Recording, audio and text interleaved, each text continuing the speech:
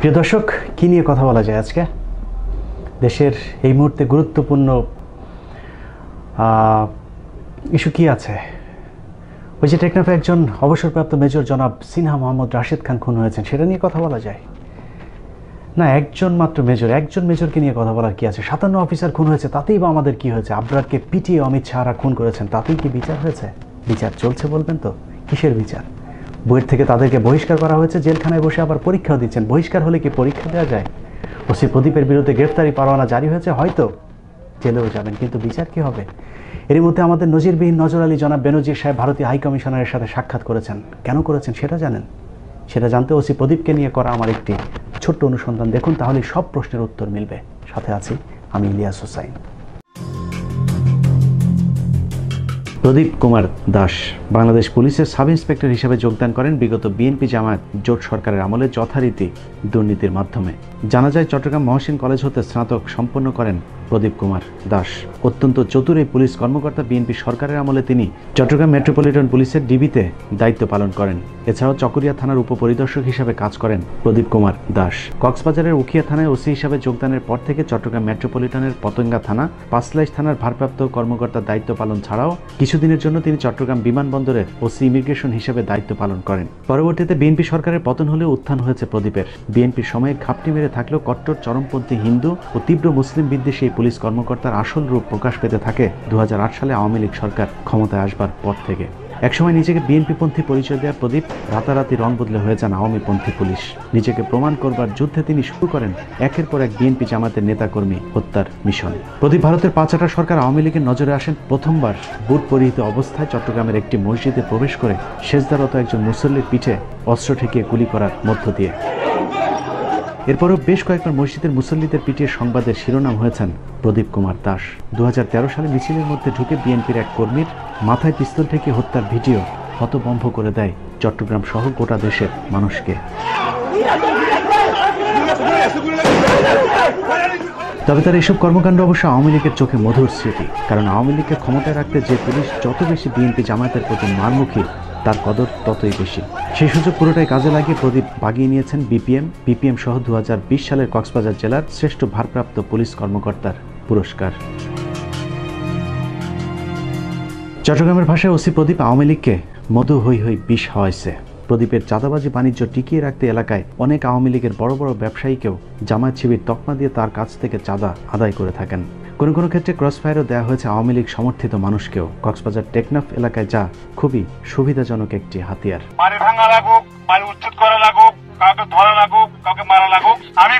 এই একই হাতিয়ার ব্যবহার করে একটি আইন শৃঙ্খলা বাহিনী যুবলীগ নেতা একরামকে নৃশংসভাবে হত্যা করে। হ্যালো, আমি কমিশনারের সাথে কথা বলতে চাচ্ছি। হ্যালো, কে ওইটা? ফোন রিসিভ করছো? ওইটা কে?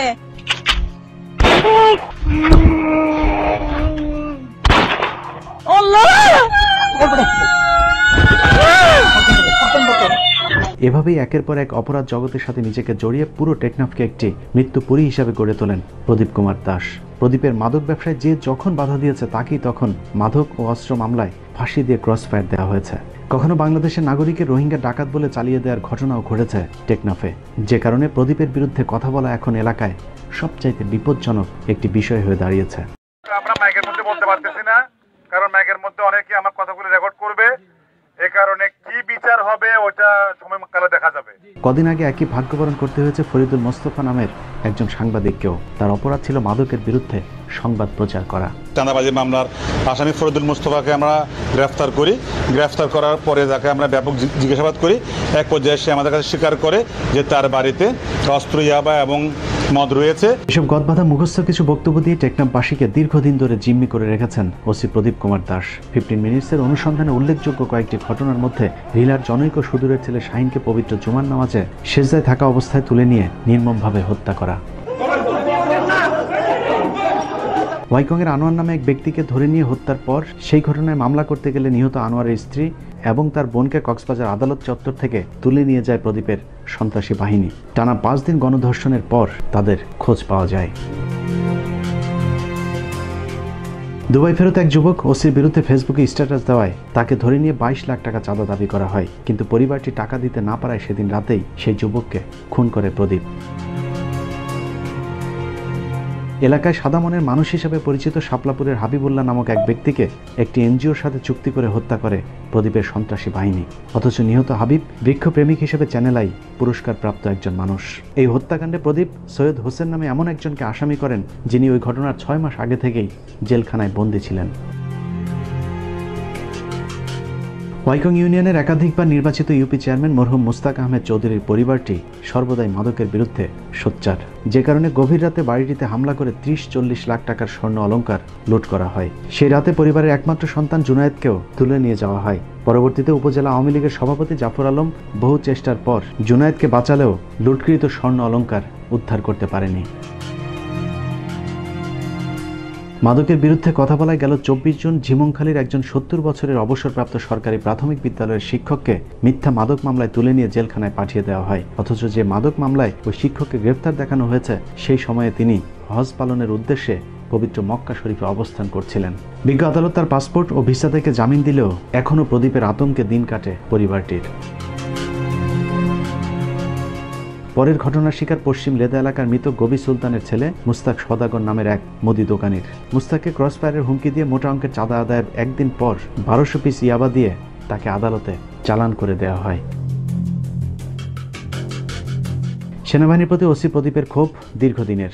হাসান আলী নামে বিজিবির এক সোর্স মাদক পাচারের সাথে ওসি প্রদীপের সম্পৃক্ত থাকার বিষয়টি সেনাবাহিনীর একজন কমান্ডিং অফিসারকে জানালে হাসান আলীকে সেদিন রাতেই তুলে নিয়ে যায় প্রদীপ। ঘটনার 3 দিন পর হাসানের লাশ পাওয়া গেলে পুলিশ জানায় কথিত বন্দুক যুদ্ধে তার মৃত্যু হয়েছে। হত্যাকাণ্ডে পুলিশের বিরুদ্ধে সরাসরি অভিযোগ তুললে হাসানের স্ত্রীর বিরুদ্ধে উল্টো মাদকের মামলা দিয়ে তার বসত বাড়িটিও গুড়িয়ে দেওয়া হয়। পুরো বিষয়টি স্থানীয় বিজিবির ঊর্ধ্বতন কর্মকর্তারা অবগত থাকলেও কিছুই করতে পারেননি। উল্টো প্রদীপ নিজেই দাম্ভিকতার সাথে মানুষের ঘরবাড়ি গায়েবীভাবে ভাঙচুর ও অগ্নিসংযোগের বিষয়টি এলাকায় বলে বেড়ান।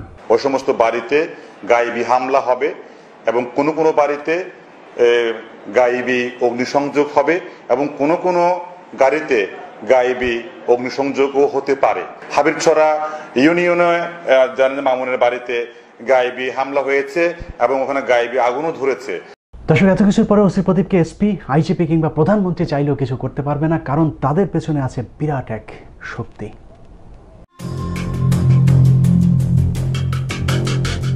ওসি প্রদীপ টেকনাফ থানার ওসি হয়ে আসার পর থেকে মেজর সিনহা হত্যাকাণ্ড পর্যন্ত মোট 145টি ক্রসফায়ারের ঘটনা ঘটেছে, যার প্রতিটির পেছনে রয়েছে ওসি প্রদীপের চাঁদাবাজি অথবা মাদক ব্যবসায় বাধা দেওয়ার কারণ। মূলত সে নিজে একজন মাদক চোরা কারবারি, যা বিগত কয়েকটি বছর ধরে স্থানীয় পত্রপত্রিকাতে উঠে এসেছে। তারপরেও তার কিছু হয়নি, কারণ ওসি প্রদীপের পেছনে আছে কক্সবাজার জেলার এসপি এবিএম মাসুম হোসেন, স্বরাষ্ট্র মন্ত্রণালয়ের একজন ঊর্ধ্বতন কর্মকর্তা ধনঞ্জন দাস, এবং তারও পেছনে আছে সরাসরি ভারতীয় হাইকমিশন। এতসব প্রভাবকে কাজে লাগিয়ে প্রদীপ কুমার দাস এখন অঢেল সম্পদের মালিক। 15 মিনিটসের কাছে প্রাপ্ত তথ্যানুযায়ী প্রদীপের কক্সবাজারের 3টি হোটেলের মালিকানা শেয়ার রয়েছে। কক্সবাজার শহরের কলাতলী এলাকায় তার একটি বিলাসবহুল অ্যাপার্টমেন্ট, চট্টগ্রামের পাথরঘাটায় স্ত্রীর নামে লক্ষ্মী ম্যানশন নামে একটি বহুতল ভবন, মুরাদপুরে রয়েছে মুরাদপুর সংলগ্ন অভিজাত এলাকায় 6 কাঠার একটি প্লট। তবে এসবের বাইরেও তার সম্পত্তির একটি বড় অংশ তিনি ভারতে পাচার করেছেন।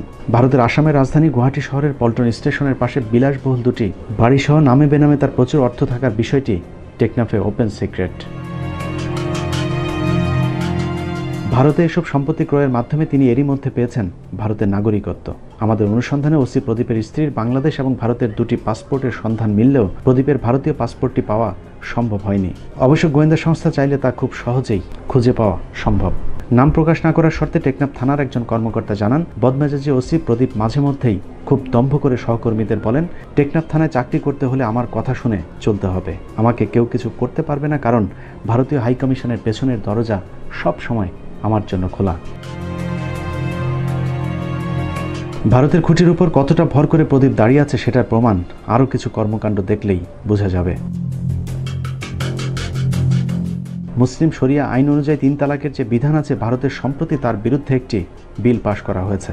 যদিও বাংলাদেশে সেই বিধানটি এখনও বিদ্যমান, কিন্তু বাংলাদেশের নিয়ম রীতির প্রতি বৃদ্ধাঙ্গুলি দেখিয়ে ওসি প্রদীপ তার থানার দেয়ালে ভারতের সেই বিলটি ঝুলিয়ে দিয়েছেন।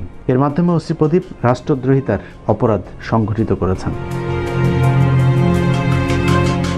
ভারতের সাথে তার গভীর সম্পর্কের বিষয়টি তিনি এর আগেও বেশ কয়েকবার জানান দিয়েছেন। চট্টগ্রাম বিমানবন্দরে কর্মরত থাকা অবস্থায় এলিট পেইন্টের মালিকের কাছে একটি ঘটনায় বিশাল অঙ্কের ঘুষ দাবি করেন। পরবর্তীতে ঘুষ দিতে রাজি না হওয়ায় এলিট পেইন্টের মালিকের বিরুদ্ধে তিনি মিথ্যা একটি মামলা করেন। সেই ঘটনাতেই প্রদীপের আলো থেমে যেতে পারত, কারণ এলিট পেইন্টের মালিক ছিলেন তৎকালীন আইজিপি শহীদুল হকের একজন ঘনিষ্ঠ বন্ধু। পুলিশ মহাপরিচালক শহীদুল হক সে বিষয়টি জানার পর প্রদীপের বিরুদ্ধে একটি চাঁদাবাজির অভিযোগ দায়ের করেন। এরই প্রেক্ষিতে প্রদীপকে ক্লোজ করে তারপর সিলেট পুলিশ লাইন্সে সংযুক্ত করা হয়, কিন্তু তাতেও লাভ হয়নি, কারণ পুলিশ মহাপরিচালকের চাইতে উপরের মানুষের সাথে হাত রয়েছে প্রদীপ কুমার দাসের। পুলিশ সদর দপ্তরের একজন কর্মকর্তা জানান, ভারতীয় হাইকমিশন এবং স্বরাষ্ট্রমন্ত্রীর জোরে আইজিপি শহীদুলকে বুড়ো আঙুল দেখিয়ে তারপর কক্সবাজারের মহেশখালী থানার ওসি হিসাবে নিয়োগ পান প্রদীপ কুমার দাস। লম্বা সময় মহেশখালী থাকার পর প্রদীপ বাগিয়ে নেন ঘুষখোরদের স্বপ্নের পোস্টিং টেকনাফ থানার ওসির চেয়ারটি। সেখানেও একই রকমের ঘুষ বাণিজ্য চলতে থাকলে গেল বছরের 4 মে 2019 তারিখে তৎকালীন অতিরিক্ত আইজিপি মখলিসুর রহমান অবসরে যাবার আগে ওসি প্রদীপের বিরুদ্ধে নানান দুর্নীতির অভিযোগের প্রেক্ষিতে টেকনাফ থানা থেকে সরিয়ে দেন, কিন্তু অজানা শক্তির কারণে মাসখানেকের মধ্যে আবারও তিনি টেকনাফ থানার ওসির পদটি ফিরে পান। এখানেই শেষ নয়, ওসি প্রদীপ যেই থানাতেই গিয়েছেন সেখানেই তার প্রথম কাজ হলো দাড়িওয়ালা বা নামাজি কোনো পুলিশ থাকলে তাকে বদলি করা এবং তার আশপাশে হিন্দু পুলিশ সদস্য এনে একটি সাম্প্রদায়িক বলয় তৈরি করা। তিনি তার রানার কিংবা ড্রাইভার কখনোই মুসলিম কাউকে রাখেন না। এই যেমন টানা 6 বছর ধরে থাকা তার বর্তমান রানার এসআই মিঠুন ভৌমিক, সাগর দাস ছাড়াও তার ঘনিষ্ঠ বেশ কয়েকজন হিন্দু কনস্টেবল, এসআই এবং এএসআই রয়েছেন টেকনাফ থানায়। তার পরামর্শে এবছর জেলার শ্রেষ্ঠ সাব ইন্সপেক্টরের পুরস্কারটিও দেওয়া হয়েছে তার ক্রসফায়ারের আরেক সহযোগী সাব ইন্সপেক্টর সজীব দত্তকে। এছাড়াও মাদক নিয়ন্ত্রণের নামে তার খুনের আরেক সহযোগীর নাম দীপক বিশ্বাস।